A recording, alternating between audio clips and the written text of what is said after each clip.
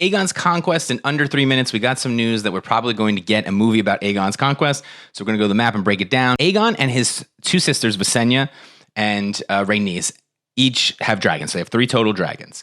They sail with only about 1,600 men to an area that's not yet known as King's Landing. It's just the mouth of the Blackwater. And they build something called the Aegon Fort. And eventually this area becomes King's Landing because it's where the king landed. But it's not that yet. They quickly conquer Rosby, Duskendale, Maidenpool, Stokeworth. Not much of a challenge there. They go to Harrenhal. Harrenhal is run by Harrenhal, who is from the Iron Islands, but he holds this area known as the Isle and Rivers, Kingdom of the Isle and Rivers. He's a tough guy. He thinks that his castle is going to hold up against dragons. It does not. He gets obliterated, and his whole line is destroyed. After that, Rhaenys and Orys Baratheon go to Storm's End.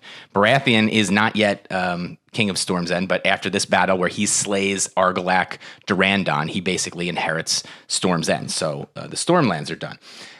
Then we have some strong opposition from Highgarden and Casterly Rock. It's Lorne Lannister of Casterly Rock, as you would suspect, but it's Mern Gardner, Mern the Ninth, because the Gardeners rule Highgarden at this time, not the Tyrells. They meet at Garden Grove. They meet at Golden Grove, and they head to fight Aegon and his sisters.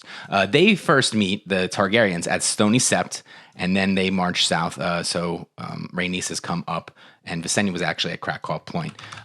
And then we have the Field of Fire, which is because the dragons just annihilate them again. Lorne Lannister escapes. The Gardeners are completely obliterated, but eventually Lannister submits, and he is rewarded by becoming Warden of the West for submitting, and that's why the Lannisters are still in power.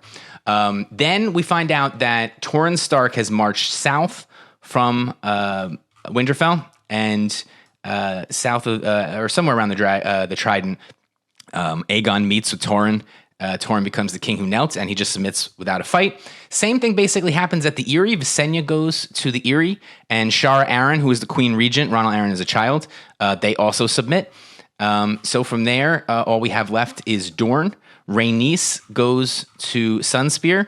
They do not submit. It's kind of interesting. Maybe I'll break it down in the long form video. Aegon comes down, and he goes to Oldtown.